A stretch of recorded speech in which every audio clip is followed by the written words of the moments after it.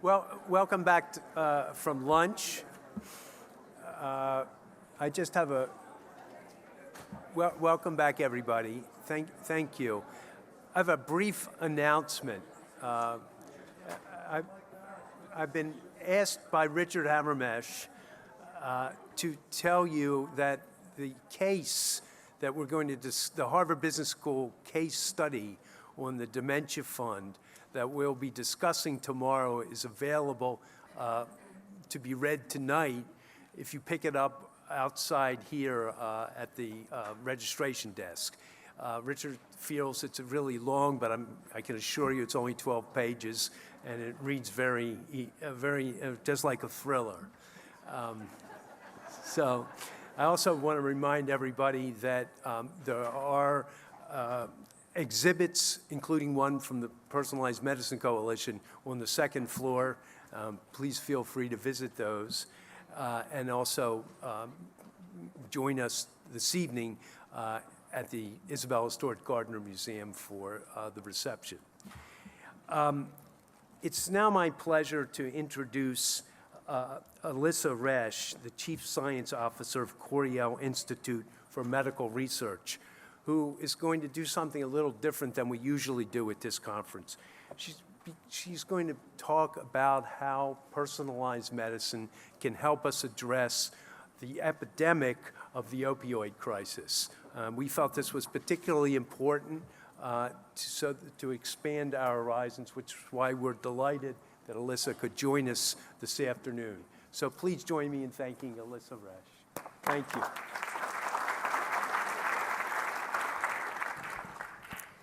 Good afternoon, everyone. It's a pleasure to be here. Today, I'm going to talk to you about a project called the Camden Opioid Research Initiative that we recently launched in Camden, New Jersey. But before I go into the details of the study, I want to talk to you a little bit about the opioid crisis. Over 130 Americans die each day of opioid overdose. Between the years of 1999 and 2017, over 400,000 people died of opioid-related death due to prescription or illicit opioid drugs. This has a huge economic impact. Billions of dollars, are spent annually on treatment, lost productivity in the workplace and healthcare. So how did we really get to this point? I really like this slide because it really shows three different waves that happen to contribute to the opioid epidemic that we see today. And so the first wave that resulted in a rise in opioid overdose deaths was related to prescription drugs like Vicodin, OxyContin, things of that nature. That trend started to occur in 1999 and is depicted by the purple line on that chart. The second wave, which really started to take off in 2010, was due to heroin, and that's depicted by the orange line on the chart. And then the third wave, which really started to pick up in 2013, was due to synthetic opioids like fentanyl and other drugs that are illicitly manufactured. And so what you see right now is that all of these waves are peaking at the same time, and this really, I think, describes, the situation that we're in today. And so, in 2017, the Department of Health and Human Services basically declared that, this was a public health emergency. This has been something that we've felt, in the state of New Jersey that's been hit pretty hard by the opioid epidemic. And I wanted to show some data on this slide because the state of New Jersey has done something very interesting, which is to create this dashboard that tracks some key metrics for 21 counties throughout the state. And the chart on the top is showing statewide historic data, throughout all these 21 counties. And then on the bottom, there are statistics for Camden County. And so the metrics that the state is tracking for each of these counties are the number of suspected overdose deaths, number of naloxone administrations, and the number of opioid prescriptions that have been dispensed. What you can see in this data are some trends that hold true in New Jersey and in Camden County. And that is, since 2013, there has been a steady increase in suspected overdose deaths. There has also been a steady rise in naloxone administrations. Naloxone is basically Narcan, and it reverses the effects of opioids when people overdose. Fortunately, the number of opioid prescriptions, has decreased over time. But what does this data really mean, when you put it in perspective, to national statistics? And so in the chart on the bottom, right-hand corner, we put some numbers together, and basically this is in the first row showing, prescriptions per, 100 people, and in the second row, overdose deaths, per 1,000 persons. And so if you compare Camden County to the state of New Jersey, in the nation in general, what you see after you normalize for population size is that Camden really has many more prescriptions, than you see in the state and nationwide. And when you look at the number of overdose deaths, there's almost 3 times as many in Camden County compared to the rest of New Jersey, and over 4 times as many in Camden County compared to the nationwide statistics. I mean, this really shows that Camden, the city of Camden especially, is really an epicenter for the opioid epidemic in the state of New Jersey.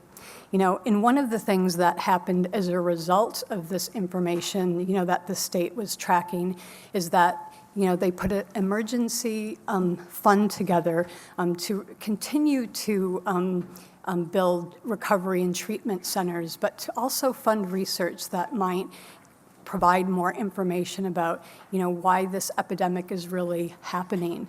And so the CORI project, or the Camden Opioid Research Initiative, is a project that is funded by the state of New Jersey, and it's a 3-year longitudinal study. This project is a collaboration with multiple institutions that are based in the city of Camden or Camden County. Because of the location of these organizations with respect to this epidemic, these organizations have a really vested interest in trying to, get at some of the issues that, underlie this problem. And so the first partner is Cooper University Healthcare. It's one of the largest hospitals in Camden.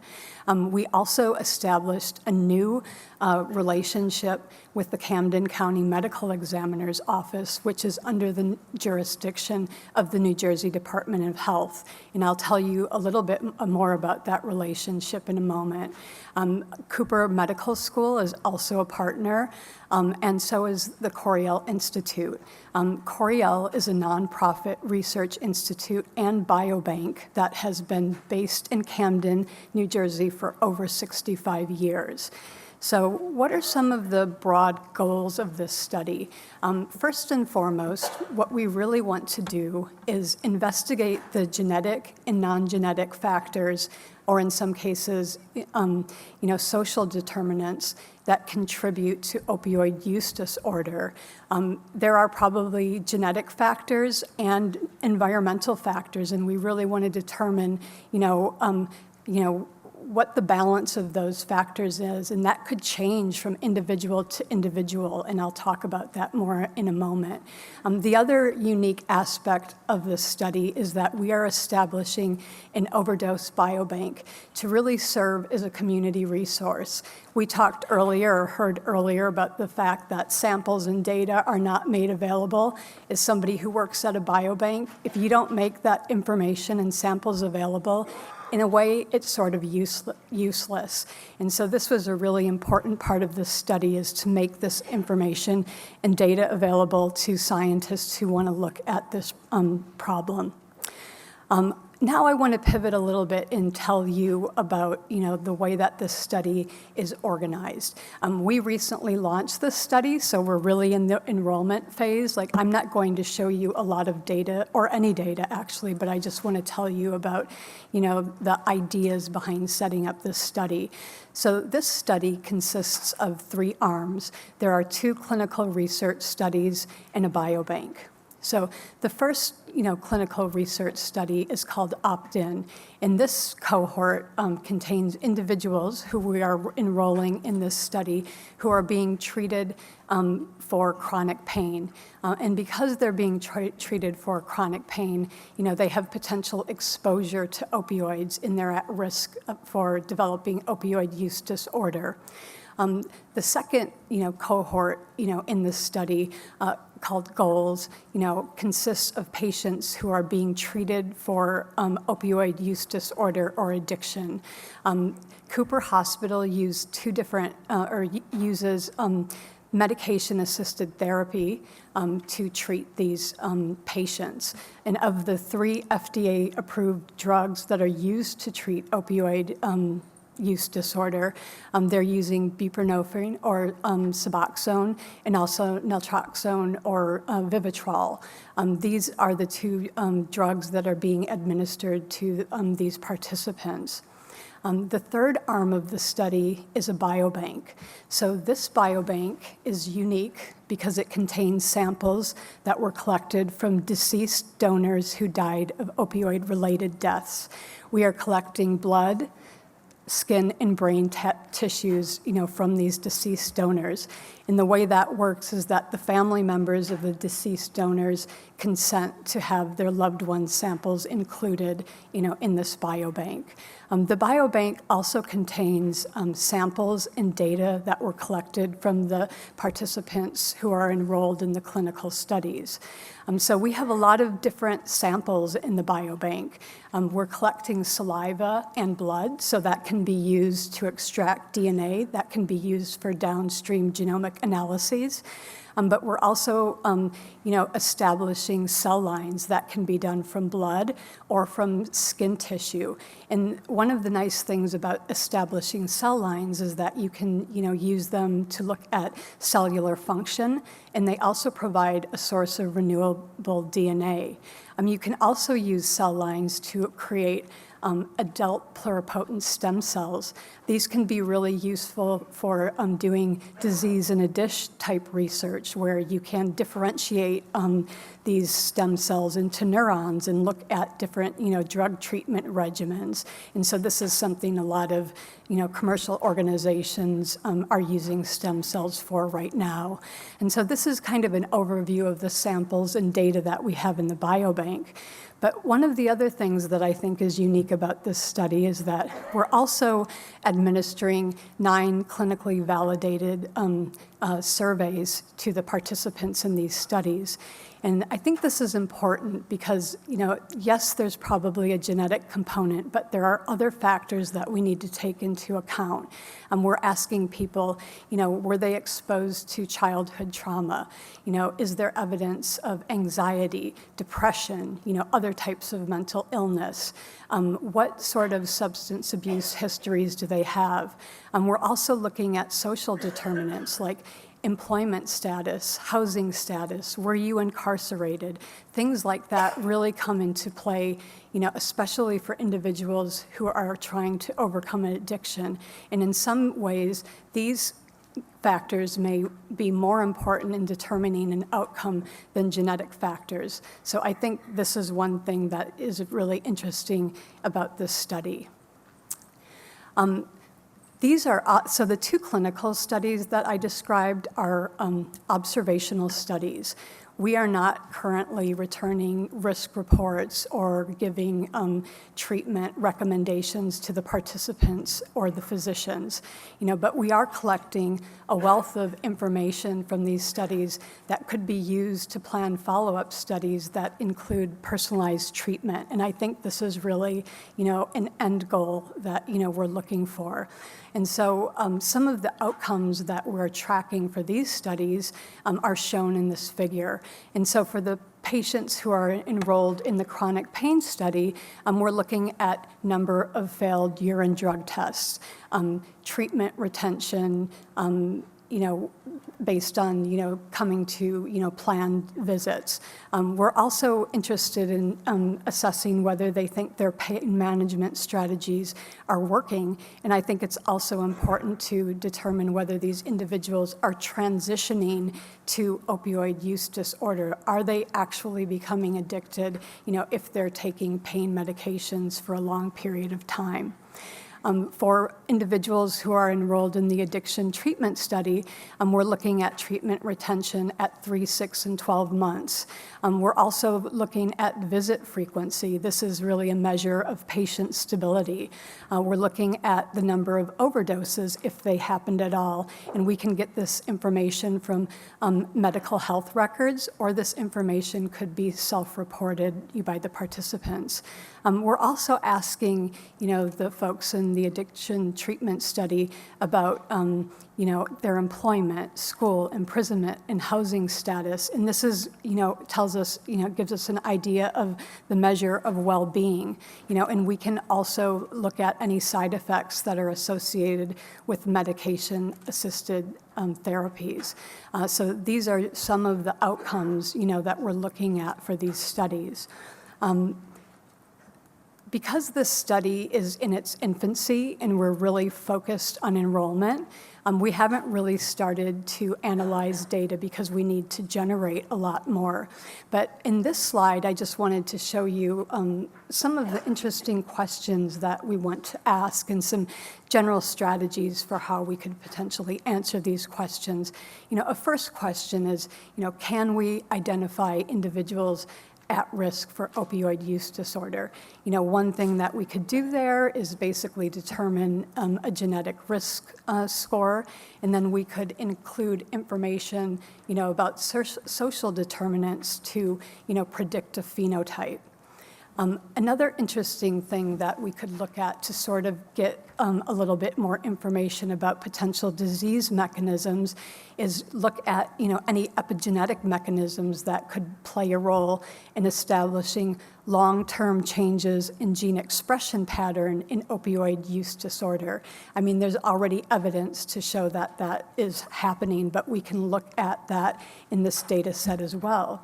And one of the ways that we would like to do that is we could compare, the epigenetic profiles or like DNA methylation profiles in drug-addicted brains and normal brains that are basically controls. And so this is a study that, we're going to start shortly. Another interesting thing that we can do with the toxicology data that we're generating from the deceased donor, is ask a basic question about whether or not we're missing an important drug-drug interaction or toxicologic contribution in the mortality rates. And so one of the things that we've done here is create a toxicology panel that has over 550 different analytes. These toxicology panels are more comprehensive than what the Camden County Medical Examiner's Office is actually using, and we're sharing these results back with the medical examiner because it's informative to them. One of the things that we get in the toxicology reports is information about what combination of drugs were present at the time of death and what the level of those drugs is in the blood. This information, is really important because it tells us what happens when these drugs, are injected or taken in. Are they being absorbed? Are they being metabolized? And we've seen some very interesting preliminary results. Fentanyl is definitely something that people are taking, and it's present in almost all of the reports that we've looked at. But there are also many other drugs, and so there are questions about, is it a unique combination of drugs that's actually causing people to OD? And finally, I think something, that is definitely interesting that we would like to look at is, can we use genetic information, to study heritability of opioid use disorder? There's definitely a genetic component to addiction, and we can look at that here. One of the things that we're well poised to do is take the genetic information that we've collected from deceased donors and then the genetic information that we've collected from living family members, we can use this to create family pedigrees and maybe identify where certain traits are inherited, from generation to generation, and maybe identify, genes, that are involved in opioid use disorder. So these are just some basic questions that we can do with this data. We have a really rich data set, and one of the interesting things about this study is that it really spans the opioid use continuum. We have these 3 cohorts. One cohort, is at risk for becoming addicted. The other cohort, is being diagnosed with having opioid use disorder, and these individuals have developed addiction. And then we have the cohort where these individuals died of opioid-related death. And so I think that as this study progresses and we continue to enroll more people, there will be a lot of rich data that comes out of this. And our goal is to, as responsibly as possible, make this information available to other people. We can do research, but so can other people. And I think this is really one of the things that I wanted to communicate here. In my remaining minute, I just wanted to share some parting thoughts about the study. We have received so much positive feedback about this study from patients and also the family members of deceased donors. It's really something, to call up, a family member who just lost somebody and have them express optimism about this study. And the reason that they get involved is because they've just struggled so much and they don't want other people to have to go through that. And even despite that, one of the things that I really notice is just the stigma that's associated with opioid use disorder, and even the stigma that's associated with people who are being prescribed opioids and using them responsibly. It makes these populations feel really vulnerable. And as a society, I think we need to be a little bit more compassionate about this. It's a disease, and nobody feels good about struggling through that. This is a real epidemic and probably the most urgent public health issue of our time. And so I think that, our point of view is that in order to effectively treat this disease, we need to evaluate, the genetic and environmental factors or social determinants that impact each individual so that we can identify the best personalized treatment options. Thank you so much for your time. I really enjoyed being here.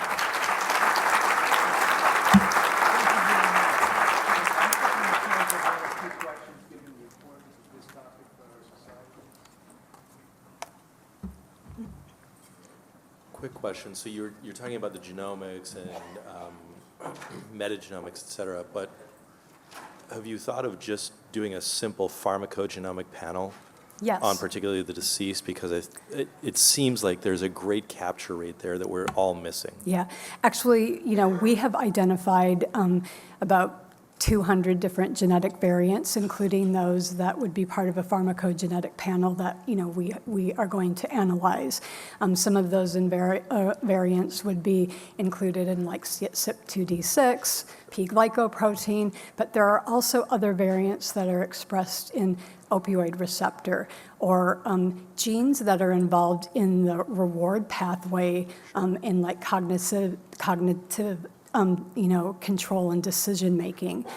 I think that some of these studies need to be replicated, and this is really one of the first things that we hope to do. But yes, I think that's something that we can do, and that's relatively low-hanging fruit.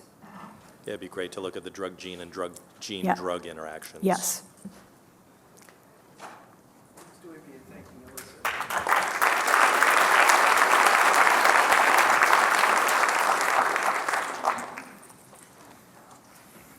Thanks for that. And it really does point to some new areas in personalized medicine, new areas of opportunities. We really appreciate pointing to some of the genetic factors and environmental factors around opioid addiction. And really, I agree, the crisis that our nation finds itself in with opioids. So I'm back. I had the position to lead the last session before lunch when you were all hungry, and now to introduce the second session after lunch when everybody's probably getting sleepy. But I assure you that we will not put you to sleep, because I'm going to introduce Gary Gustafson here. One of the issues that we've been talking about throughout the day and within the community throughout the past couple of years is integrating personalized medicine into healthcare and how to do that. And it became clear for the Personalized Medicine Coalition that there was a need for a landscape analysis for what the U.S. healthcare system looks like as far as integrating or implementing personalized medicine. This will be useful for us to inform the entire community's efforts for further implementation of personalized medicine. We have engaged in a study which I will introduce Gary in just a minute to go over some of the results for, to really look at how personalized medicine is being implemented across the country through the health system writ large, and look at factors that are barriers to implementation both programmatically and demographically. So let me introduce the lead of the study from Health Advances, which is located here in Boston. So again, you didn't have as hard a travel situation as some of the rest of us, but Gary Gustafson is a partner at Health Advances, which is, if you're not familiar, a leading healthcare strategy consulting firm where he leads the personalized medicine practice. I asked him for a bio and found out from it that he's been with the Health Advances for 14 years, and I believe I've been working with you for all 14 of those years, so it kind of dated me. But his key practice is focusing with biopharma and diagnostic companies to help strategize commercialization of targeted therapies and novel high-value diagnostics. I also found out that you're a biomedical engineer background, so that might come out in the systematic approach to this study, but let me turn it over to Gary. Welcome.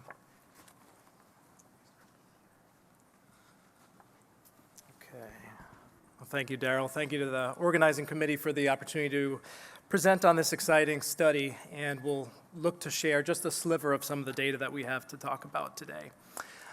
So as Daryl mentioned, the PMC, alongside a group of industry stakeholders, really saw a need to objectively measure the state of personalized medicine adoption throughout the U.S., and we're working alongside that group to really deliver on that. Now, I want to talk about two reasons that this study is going to be different.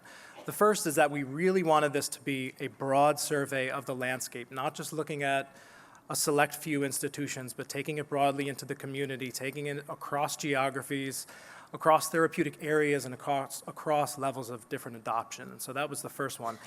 Perhaps the second reason this is going to be different is because we wanted to look beyond the simple definition of personalized medicine, specifically around testing. We wanted to broaden that to everything we're talking about today. So data utilization, the consistency of data collection, data sharing that we've been talking about today, leadership within the organization's funding. So we really wanted a multifactorial approach to how we were defining and measuring institutions based on the personalized medicine approach. So as part of that, when we embarked on this study, we very quickly found an unmet need for an objective measuring tool by which health systems could share and ultimately measure themselves around adoption. When you ask a health system how they're doing in personalized medicine, they'll share some of their initiatives, they'll talk a little bit about some of their challenges, but they don't have a specific way to say, well, this is where we stack up across the US healthcare system. And so that's what we really strove to do throughout this work. And I think today we'd like to talk about that maturity model, if you will, that defines a set of levels that hopefully we can use as a way to measure our progress moving forward. And then finally, we hope this is a tool that health systems can use as they really think about what they're doing internally and can almost put together a personalized medicine adoption fingerprint and understand where are the areas that they have challenges, hopefully work with outside stakeholders to identify solutions for there to progress their personalized medicine approach. So we went about this in 4 different steps. The first step was deeply profiling a set of community health systems to really understand their personalized medicine approach and all the different avenues and dimensions that they were utilizing. The second part, we then moved into the development of that precision medicine adoption framework, or that maturity model, if you will, and worked with the stakeholders to put that together. The third step, we took that tool, went out to about 150 different institutions to ultimately categorize the landscape, and then part 4, we're sharing this across a variety of different forums and ultimately as part of a manuscript that'll be published. So a little bit about the survey respondents. Ultimately, we had a question of who do we want to survey within an institution? And the answer is whoever really feels that they understand what's going on from a personalized medicine standpoint at that institution. They could be the spearhead or the chair of a personalized medicine initiative. They could be a member of the committee, or ultimately just someone who understands and has an awareness of what's going on if there aren't that level of initiatives.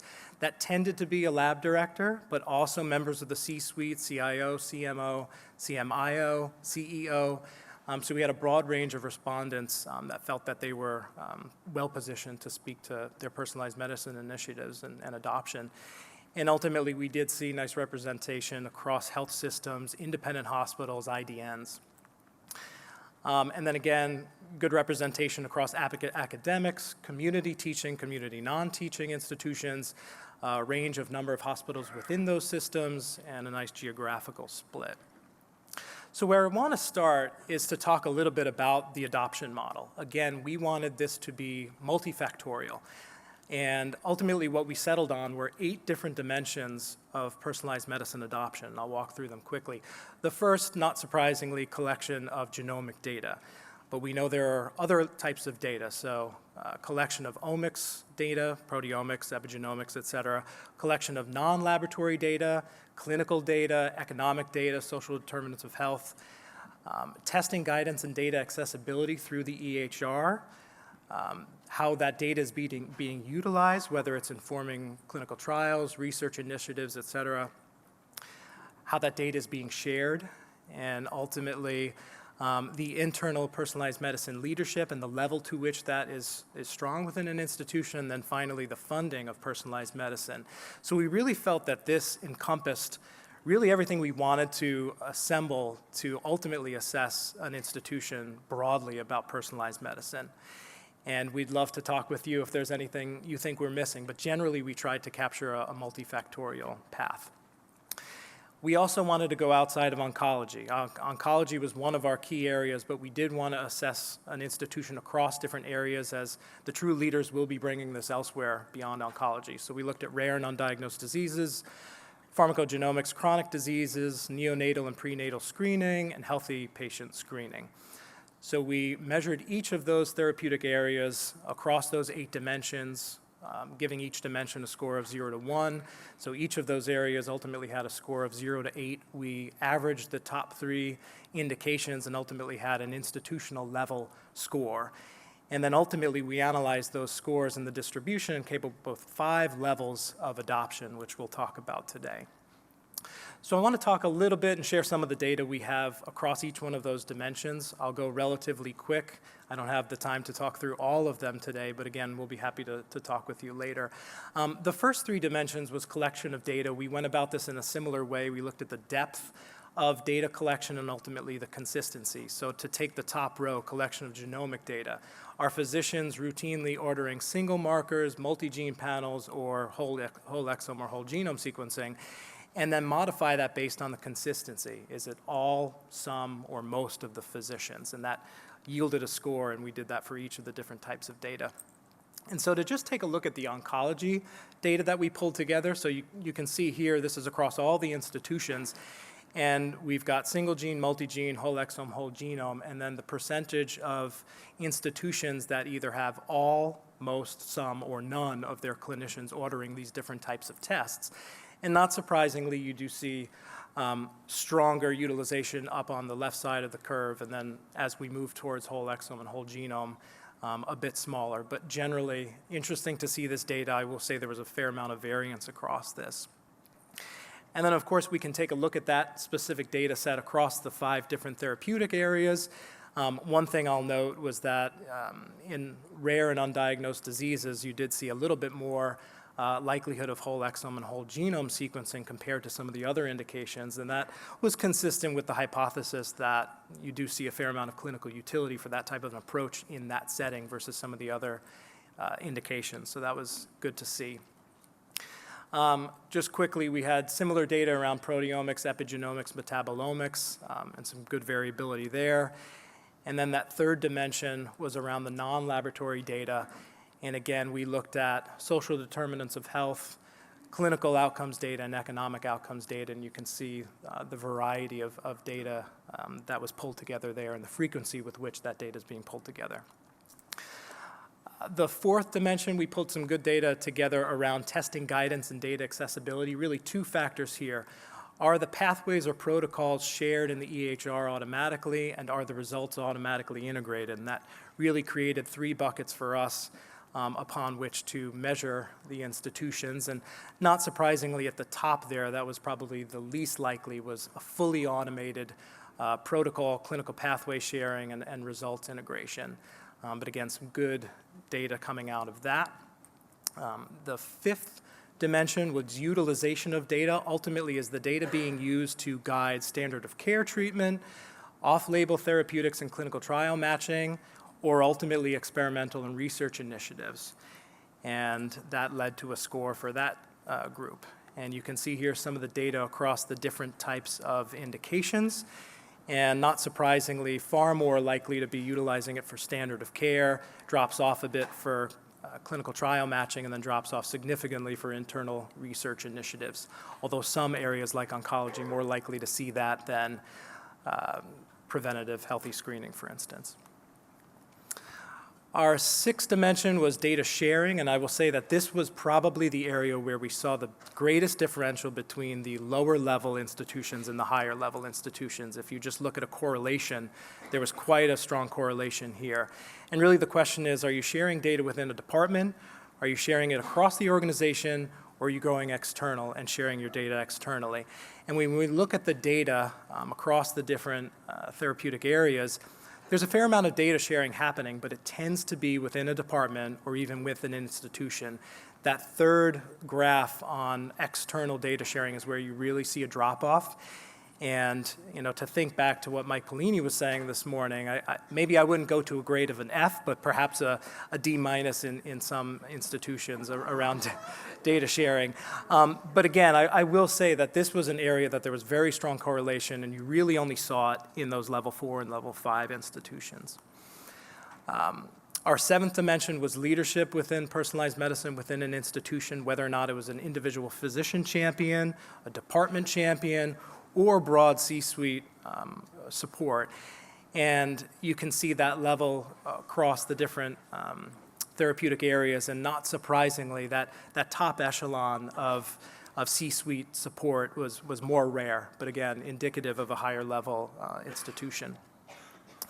And then finally, personalized medicine initiative funding. So the question here is whether or not the institution has a significant amount of funding to fund its internal personalized medicine initiatives, and whether or not it relies on that or not.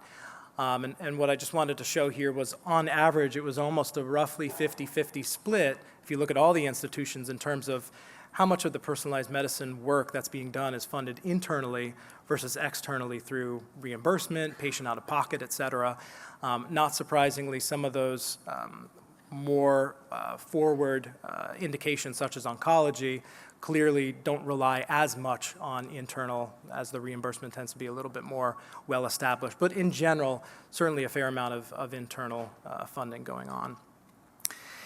And so to bring this all together, what does this mean for a health institution? So what we have here is a dashboard for one of the health systems that we deeply profiled. And what we show here is their score across the 8 different dimensions. And you can basically take a step back and identify the areas where you're doing well and not doing well. So for instance, this organization doing relatively well on data collection, especially in the genomic arena.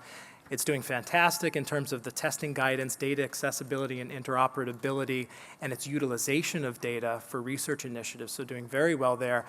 But in terms of data sharing and their internal personalized medicine leadership, that's where they're really lacking. And so if we bring them through our rubric here, they have a score of 4.9. That puts them at the top end of level 3.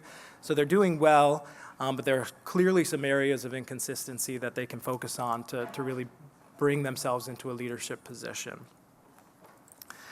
So then what does this mean for the 150 or so institutions that we profiled? Well, here's essentially the normal distribution that came out across the different levels, interestingly enough. And so you've got level ones, those are with a score of 3 or below. That's about a minority of institutions, and they're just getting started on their personalized medicine journey.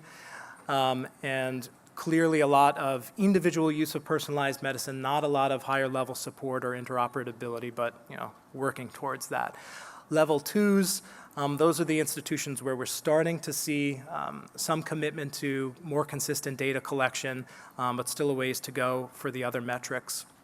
Level three, this along with level two are where most institutions are falling out, and level three was a very heterogeneous group.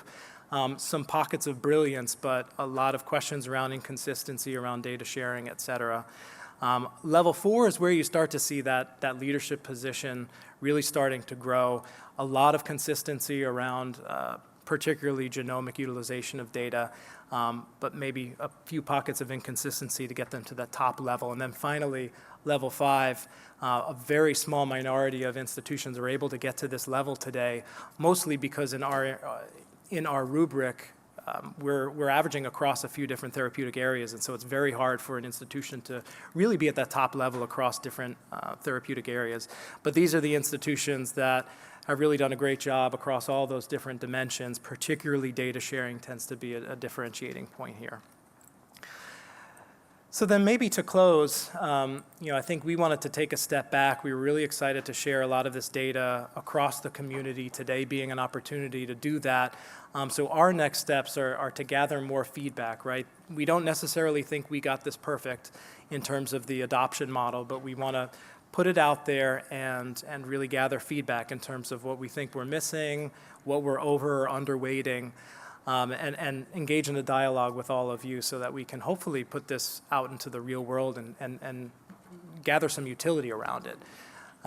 Because ultimately we do feel that this is an important unmet need in the industry. And again, if that which is not measured cannot be improved, and we really want to provide and push forward a tool that institutions can use to ultimately identify their challenges and work with external stakeholders to identify solutions. So that's where we're at in terms of our next steps. Obviously, we're working towards a publication, which will have a lot of the data that I just shared, and possibly working with PMC to develop a white paper so we can share all of the data. But that's generally where we are. I did want to thank my colleagues at Health Advances, my study partners, Kristen Monti and Arushi Agarwal, who are in the audience today. We'll be floating around today and tomorrow, particularly at the PMC desk out front during the break, so that we can, again, hear some thoughts, share some data. We'd love to do that, so thank you.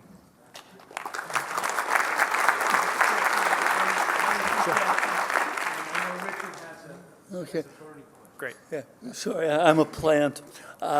Richard Hammermesh, Harvard Business School and the Craft Initiative. This illustrates to me the oldest management adage: if you can't measure it, you can't manage it. Yep. And I really congratulate the PMC for sponsoring this. I would wonder and would encourage that we be much more aggressive with this information. The American auto industry didn't start improving its quality until J.D. Powers started publishing its ratings. And I'd just be curious what lead, I mean, we don't want to embarrass institutions, but I'm sorry, colleges are ranked, grad schools are ranked, med schools are ranked. Why can't we rank healthcare delivery organizations on their commitment to precision medicine? So Ed, I think my question's really directed at you.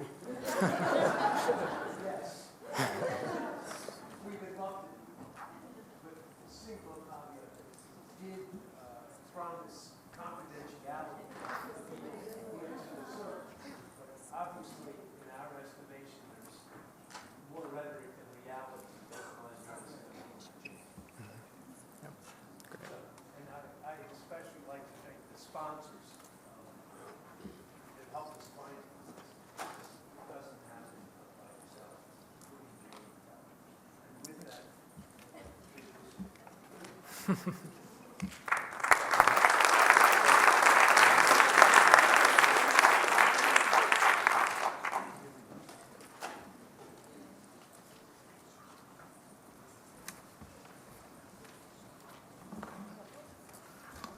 Okay, speaking of ranking, it's my great pleasure to be able to announce our award winner today for the 15th Annual Personalized Medicine Conference. I really need to start by saying I think I am probably the luckiest person in the room today, having worked side by side with our esteemed honoree for more than 3 decades now. Dr. Shack has led the field of personalized medicine through his discovery and development of multiple breakthrough targeted therapies and precision diagnostics. In doing so, Steve has made an extraordinary impact on the global healthcare front, most importantly, the many patients and their families who have benefited from his tireless commitment to individualize the treatment of disease. After beginning his career as assistant professor of medicine and pharmacology at New York University School of Medicine, Steve joined Genentech, where he spent 14 years serving in various leadership roles in discovery research and clinical development. Among his many achievements, he directed the worldwide phase 3 clinical trials of Herceptin and successfully presented those results to the FDA in 1998. Further, Steve played a pivotal role in securing FDA approval of the Hercept test, a test critical in identifying patients with HER2 overexpression. No one would debate that Herceptin has changed the most feared form of breast cancer, HER2-positive disease, to the most treatable, providing a survival benefit to patients worldwide. Prior to his oncology work on both Herceptin and Avastin, Steve discovered and cloned the human DNase gene, leading to the development of the inhaled pulmazine drug, the first new treatment in over 30 years for the cystic fibrosis patients. Pulmazine was approved by the FDA in 1993, and 25 years later is still a standard of care in CF treatment.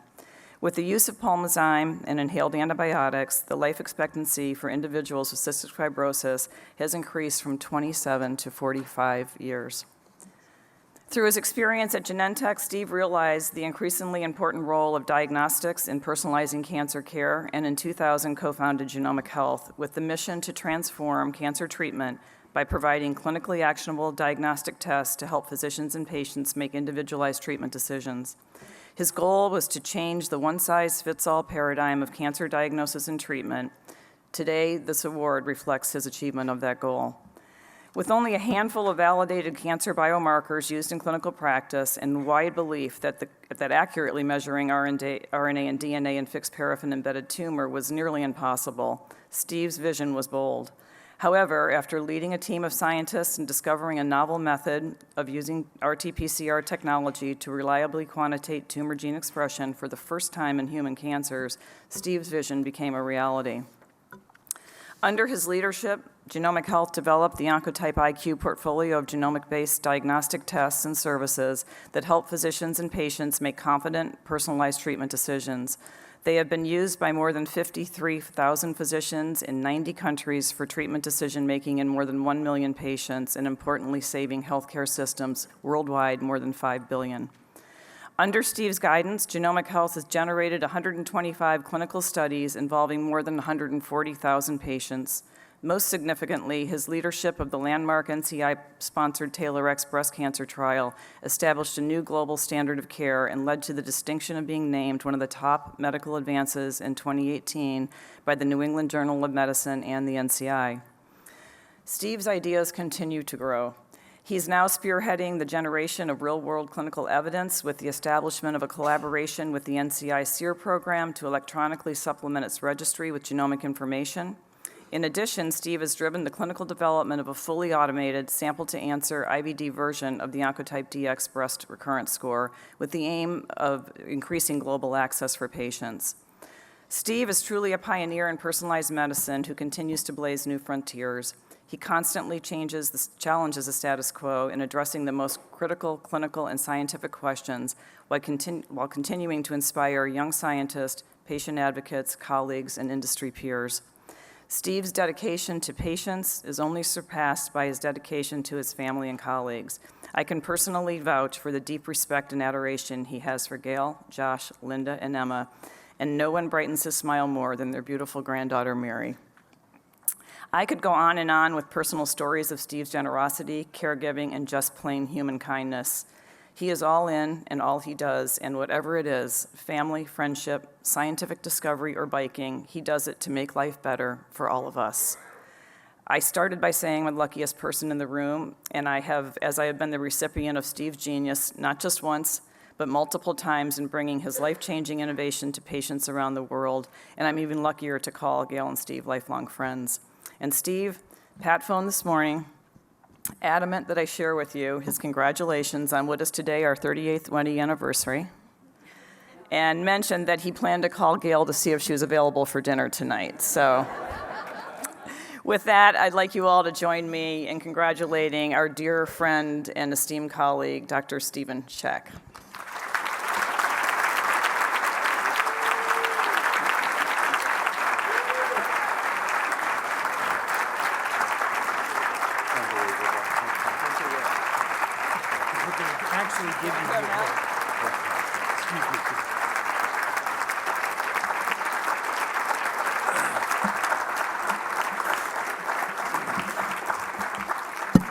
Thank you.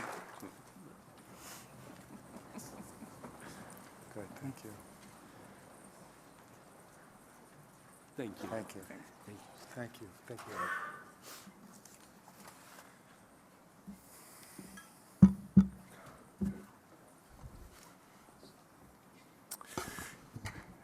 Kim and my friend, thank you so much for your heartfelt comments. And I will have more to say about Kim later in my remarks. I am very honored and humbled by this award. I thank the Personalized Medicine Coalition, Ed Abrams, Kim Popovits, and all the other members of this distinguished board for this recognition. And we all thank the PMC for supporting this new and so important field of personalized medicine. As I was preparing for today, one of my colleagues asked me what was the best idea I ever had. And like all of us, I have had a lot of ideas at work. But then thinking more broadly, my best idea had to be marrying my wife, Gail. However, when I thought more about that, I remembered that getting married was actually not my idea. It was hers. And so, Gail, you're here with me today. I want to thank you for that great first idea of getting married and for the 42 years that we have shared in our lives together. I am also so grateful every day to our two children, Linda and Josh, as well as Josh's wife, Emma, and our first grandchild, Miriam. You are clearly the joys of our lives and have been so supportive of both of us and our work. Linda, our oldest, has survived 2 cancer diagnoses, the first when she was 10 years of age. Only recently, she had admitted to herself and to us, and now to others, that she sees herself as a cancer survivor. And we admire her so much as we see her giving back as a volunteer for an amazing cancer nonprofit called First Descents. Take a look, they're really incredible. They provide the power of adventure experiences and connections to young people with cancer. I, like so many of you, know that personalized medicine is very personal. There's a famous saying that if you want to go fast, go alone, but if you want to go far, go together. Today, I want to acknowledge and thank the many individuals who played critical roles in developing and delivering Pulmozyme, Herceptin, and Oncotype to patients here in the US and all around the world. Today, I will also provide advice to you and to the field on how we can take personalized medicine farther and faster. My early training as a physician had an enormous influence on me. I thank the patients I served at Bellevue and at UCSF and the colleagues I served with who taught me so much when I was practicing medicine. I continue to be inspired by the patients who I cared for. A woman in her 30s came to the Bellevue emergency room late at night in 1977. She had had now several weeks of severe respiratory distress and what looked like on the chest X-ray a fatal and untreatable lung disease.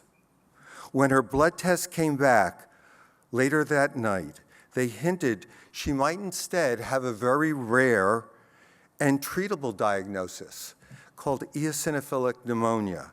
If true, the specific treatment for that disease would melt away her lung abnormalities. I gave that treatment, and it truly was miraculous. It drove home a simple imperative. We needed to better understand and diagnose and treat everyone based on molecular insights and more targeted approaches. I left my home in academic medicine and joined industry in 1986 when I answered an ad in Science and took a position as a scientist in the molecular biology department of a young company called Genentech. I joined with the hopes and dreams of a young clinician scientist that I could work not just on small experiments that either took advantage just of what I knew how to do or the amount of limited funding I had, but that I could work with others on big goals and really big ideas that might be impactful on patient lives. I was inspired by Bob Swanson and Herb Boyer, who founded Genentech and created the center of a new biotech industry that I am so proud to be part of. At Genentech, TPA for heart attacks was the biggest project at the time. It was in multiple clinical trials, and walking down the hall one day, I remembered patients at Bellevue with cystic fibrosis, struggling to breathe with their airways thick and filled with sputum. And I wondered whether, geez, there might be a human enzyme which, when inhaled, would go down and chop up those secretions, just like TPA was now being used to dissolve or lyse the clots in the coronary arteries. And so I went back to the old literature and rediscovered that there was an enzyme, DNase, that the human enzyme DNase-1 had never been cloned, and I got the go-ahead from those great leaders at Genentech to drop everything and clone DNase, which I did in 1988. I added tiny amounts of that enzyme to a test tube with CF sputum. I watched as it liquefied that sputum within minutes. And yes, it is true. People keep telling me they remember this. It is true that I ran around to all, not all, but so many offices at Genentech with that tube of sputum.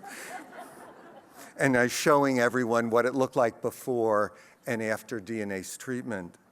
Without doubt, it was an incredible team of individuals at Genentech, at the CF Foundation, and at FDA that made it possible for the first new drug in CF to be approved worldwide in 1993, less than 5 years after conception of that idea.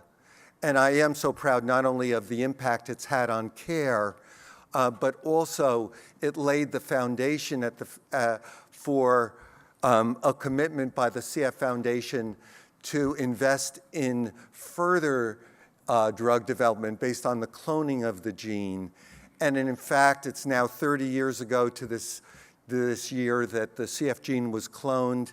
And just 2 weeks ago, it was amazing to be at the CF Foundation meeting to hear about the new triple drug therapy, no doubt the best personalized medicine story this year, that is now capable of treating 90% of the kids and adults who have been diagnosed with that disease.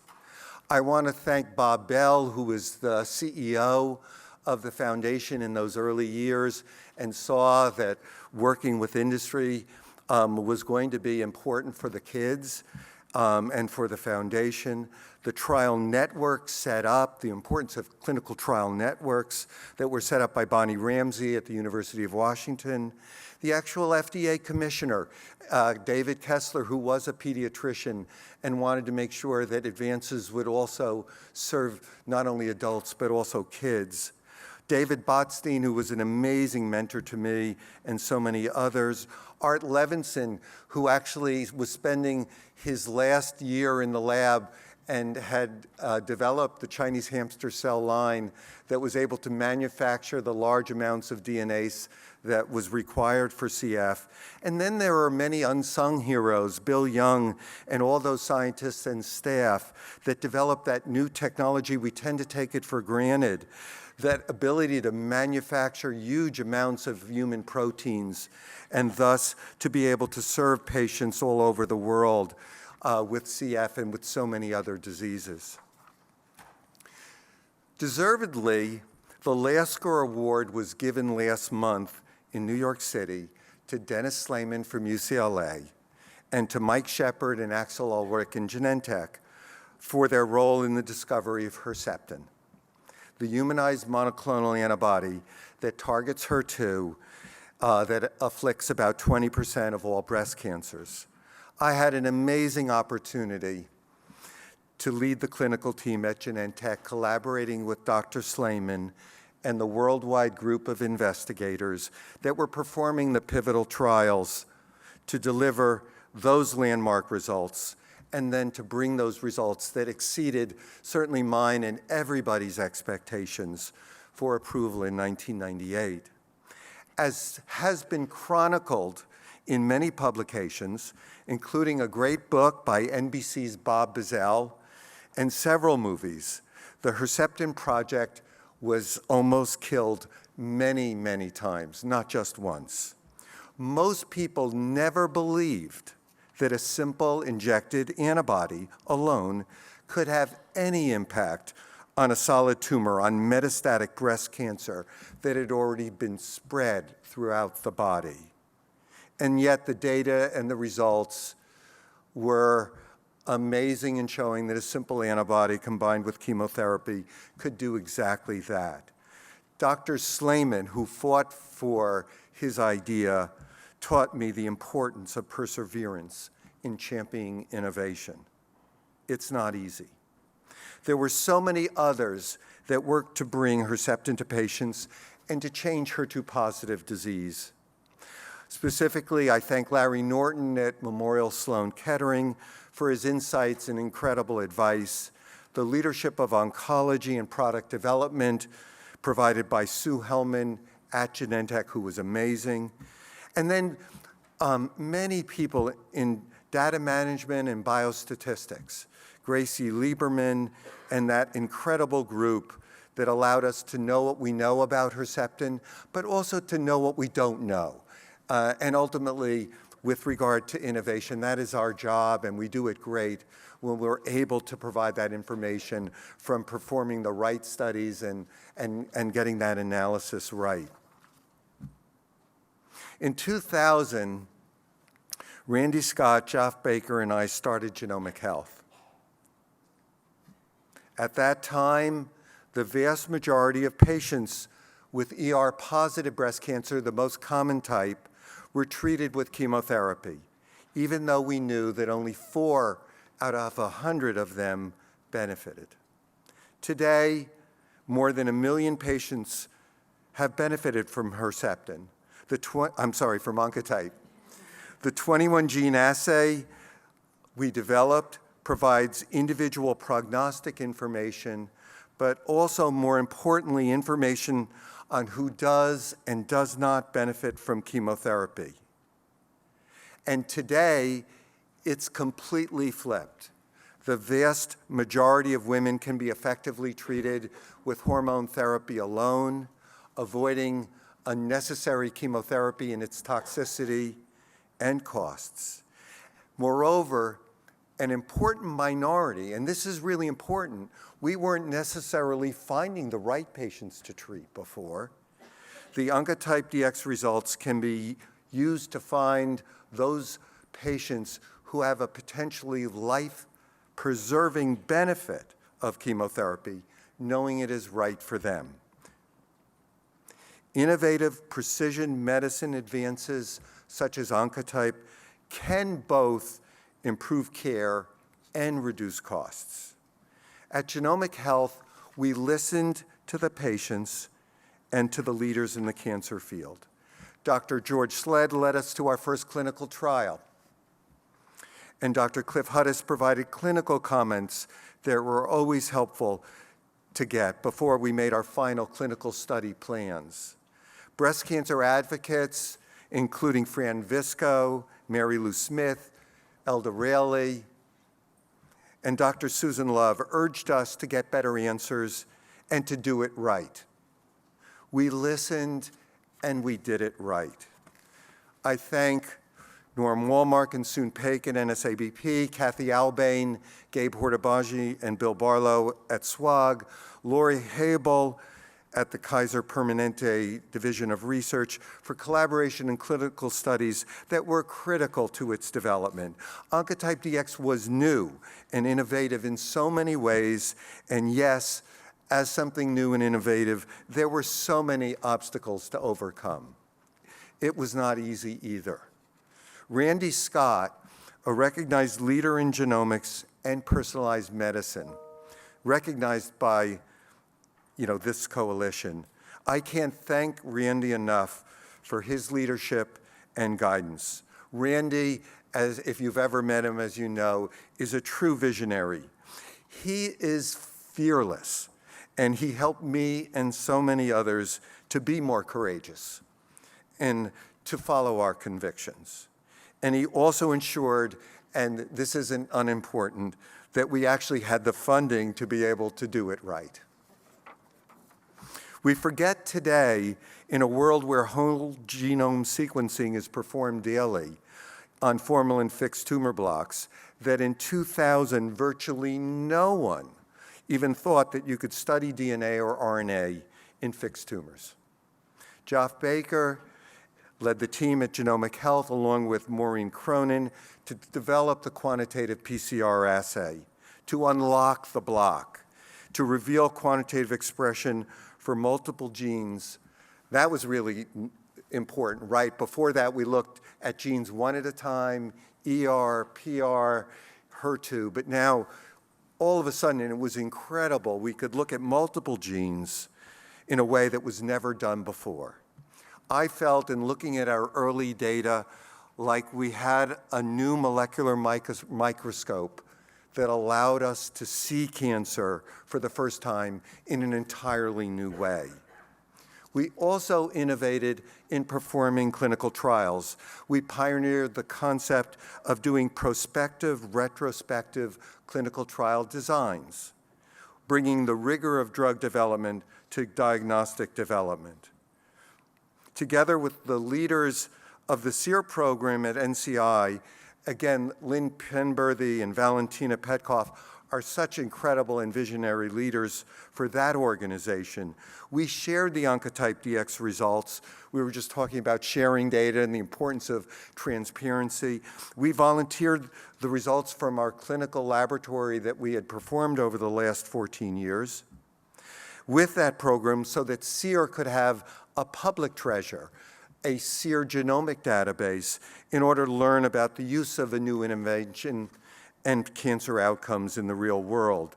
This groundbreaking collaboration between industry and government yielded much important new information, including new results for very young patients with breast cancer and also many older patients with breast cancer, subgroups that are often not represented and not enrolled in clinical research. Finally, we are so proud to have been part, as Kim said, of the NCI-sponsored clinical trial, which was reported last year. And Dr. Joe Sperano, who was at the dinner last night, began an effort in 2005 to use Oncotype in order to definitively define in a prospective study who needs chemotherapy. He led the NCI-sponsored trial, the largest ever breast cancer treatment trial, enrolling over 10,000 patients to a successful conclusion in 2018. The results had an impact all around the world, and it has never been clearer who needs and who does not need chemotherapy. We have transformed chemotherapy into a targeted drug for breast cancer.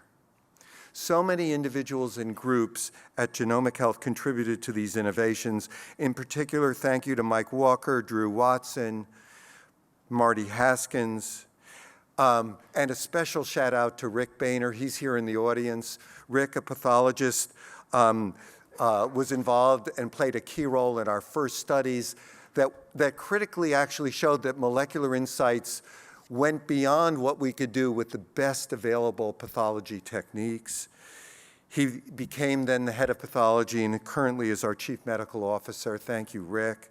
Thank you to John Cassell, Irene Chen, and actually the assistants we get to do everything that we do, Carrie Loki, my executive assistant, and others. They also are key and critical too, as part of the team. The amazing commercial, finance, and legal teams at Genomic Health were outstanding, and I particularly thank Laura Lieber, who's here today, and her communications team, including Sarah Chenault and Emily Fawcett. We do need to communicate what we do. It's sometimes very complicated, and it's hard work to translate that into simple language so that people can really understand what personalized medicine is all around. Thank you so much for collaborating, not only in communicating our results, but also in involving the advocacy community in everything that we do. And I know we stand up there with their support, and it's invaluable. We had the support also of our board of directors. It was particularly important in the early days with the insights and contributions of Brooke Byers, Sam Colella, Fred Cohn, Michael Goldberg, who's currently on the board of the PMC, as well as Julian and Felix Baker. And then Kim. Kim has led Genomic Health as CEO for the last 12 years. You are my hero. I know I speak for all of us at Genomic Health that your leadership and the culture that you created were critical for us to be able to transform and translate the science that we do into improvements in cancer care. You are, and you could tell when she was presenting, always so authentic. You are also amazingly strong and powerful. And you use your strength on behalf of all of us at Genomic Health and the patients and the physicians we serve, which is why we follow you. I also thank you for your excitement and your tireless efforts to bring about the recent merger of Genomic Health with Exact Sciences. We are all excited about bringing that combination together in order to create and accelerate the development of new diagnostics in the future. Finally, your work with the coalition, with Ed, with industry and policy experts around the world in communicating the incredible value of personalized medicine has really made a difference. Looking forward, there are some undeniable facts. Not all patients are the same. All drugs are targeted. For most, though, we have not yet identified the precision tools we need to provide those insights. It is very humbling for me to realize how hard it is to pick the next Herceptin. Few thought, I did not think years ago, that lung cancer and melanoma would now be so treatable in many cases. Nevertheless, even though none of us are very good at predicting what are going to be the breakthroughs in the next few years, In my mind, there is no doubt that there will be advances in personalized medicine that are unstoppable, and we will experience in the next few years unanticipated delights with more breakthroughs in cancer prevention, in diagnosis, and in treatment. However, for our patients today, for those that are diagnosed tomorrow, for those that are diagnosed the day after tomorrow, those advances are not being, they don't occur fast enough.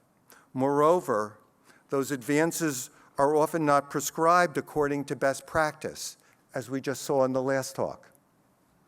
And for many, access to health care in general is lacking.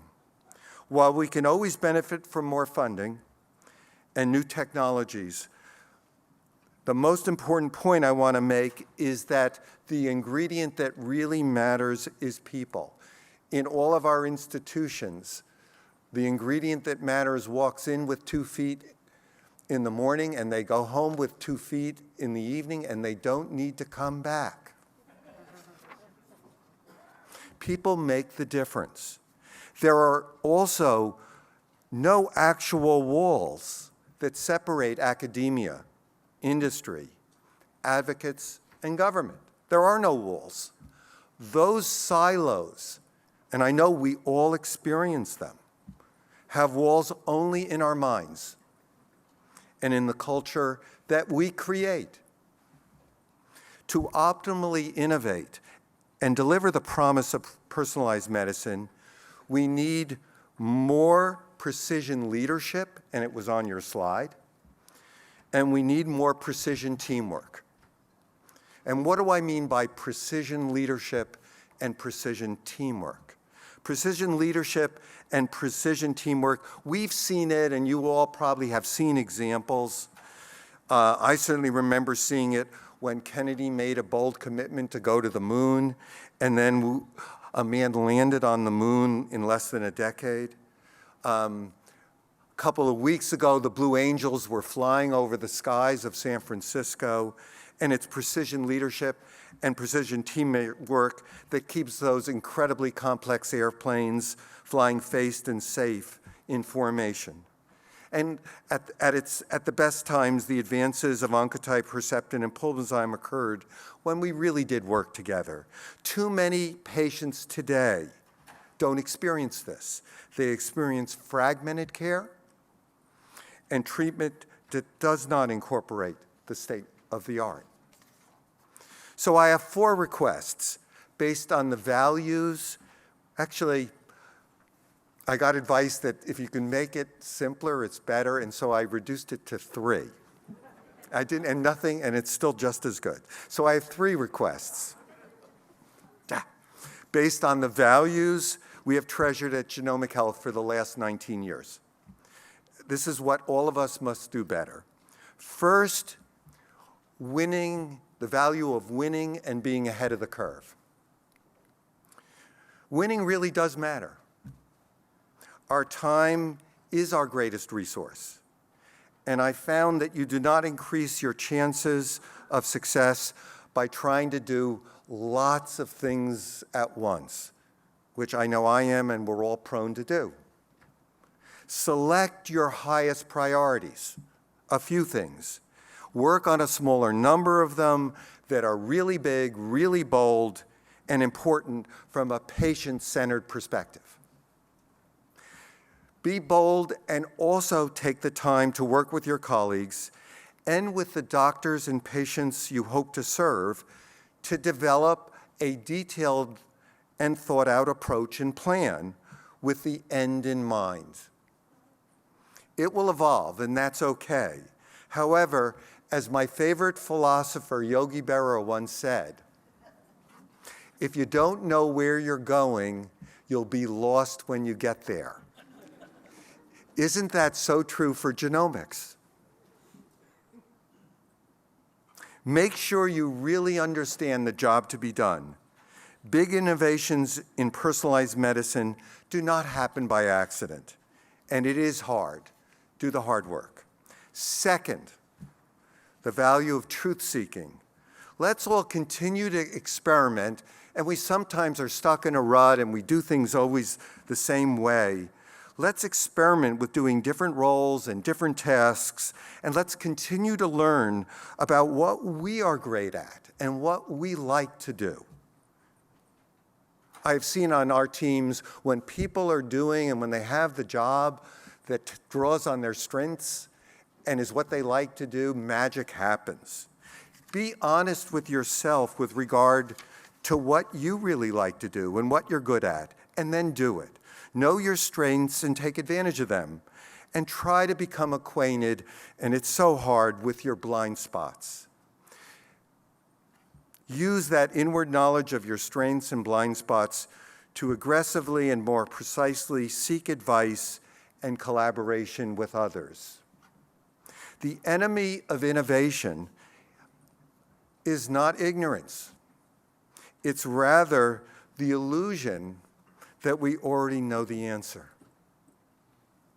Combine that with our human tendency to stay attached to our own beliefs, whether false or true, so often leads us to lose those key chances to see unexplored avenues and innovative ideas. I've learned I sometimes miss those chances 5 times a day. Don't miss any of them. Third and finally, the last value is community. This is probably most important. Look to give inspiration and important roles to others.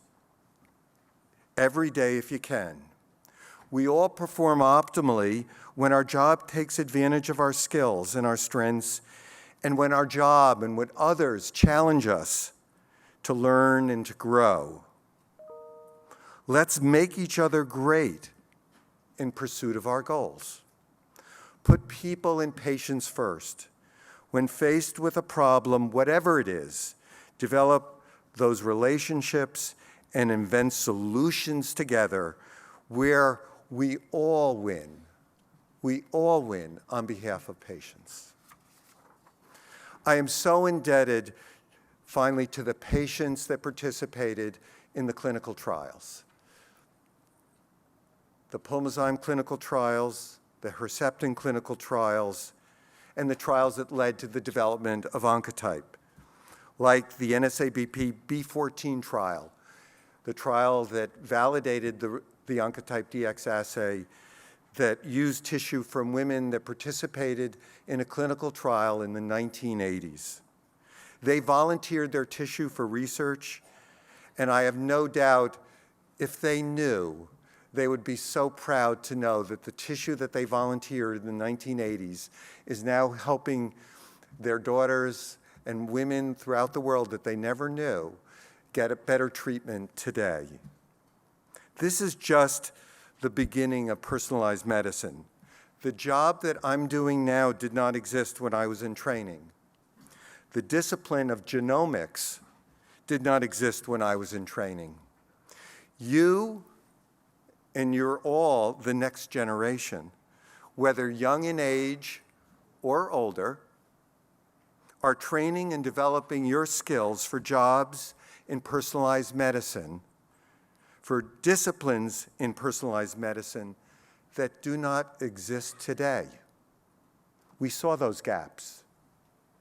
There is nothing more exciting and more important than that. And so let's all look to give others opportunities to contribute every day so that we all win for the benefit of the patient. Thank you.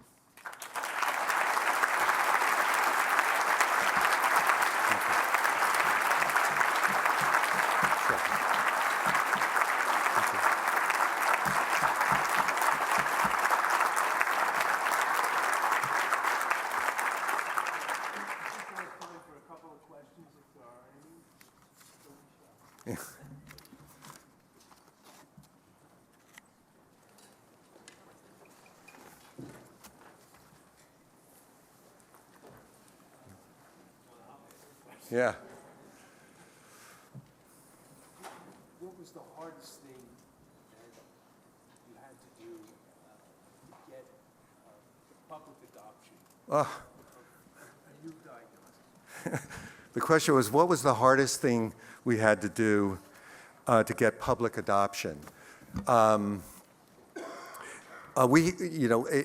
actually, I think the hardest thing was the fact that it was almost impossible.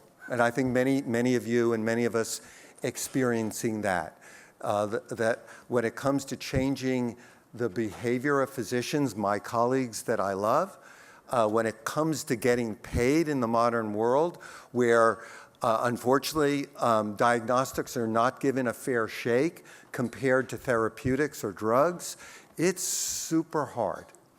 And I think I wouldn't underestimate that ultimately it's about people, and it's about having the resources and the people in your organization, and then reaching out to more relationships to actually win over those people who were initially your biggest critics. And so I think that's really an important lesson. When we first submitted our application to CMS to get Medicare approval, it came back in less than a month, and it was devastating. The key to the company was getting that approval, and there was a devastating letter that said that in no way, no how was this going to be approved. And we sort of sat back, and a couple of ideas were floated. Let's send them back, and an angry letter or whatever. Kim, you remember that. We thought about it and realized that it was really a very smart pathologist that had looked at the data, that in their rejection they had asked a bunch of questions and were interested in getting more information. And then we reached out to all the experts that we had worked with in order for them to share more information with that one individual who was going to make the decision. And true story, it was about a month later, I got an email. It just popped up on my computer. I almost thought, by the way, when I read it, that it was a hoax, saying that we were now approved and that we were cleared for Medicare reimbursement throughout the United States. And I remember, to Kim's office and Randy's office to show her the email. So there are many stories like that. I think one of the things we can do as we go forward, since it is so hard, as I said, if we go back to my 3 requests, is just think about how we can help each other. And if we're stuck and if we're getting resistance, someone else might have thought about how to address that or how to solve that, or might know someone that can help us, get that job done.